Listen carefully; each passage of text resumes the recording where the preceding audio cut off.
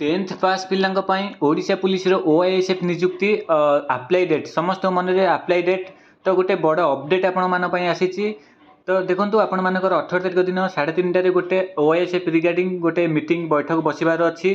तो सेते बेले आपण मानकर बहुत किछि ओआईएसएफ रिलेटेड आपण मानकर इन्फॉर्मेशन जानिबा को पाइबे। एमति कि हुए तो आपनकर पदवी केते क्लियर हे परिबे, अप्लाई डेट कि नोटिफिकेशन डेट किछि भी गोटे क्लियर होबा पई आपण माने निहाती भाव में जानीपर।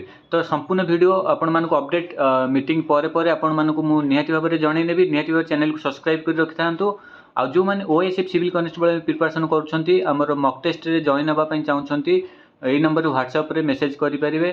मात्र 79 रोचे जोटा कि आपर पीडीएफ फॉर्मेट रे आपण मानक मॉक टेस्ट प्रोवाइड करा जो टार्गेट अच्छे आप 50 टी मॉक टेस्ट कंप्लीट करिवार।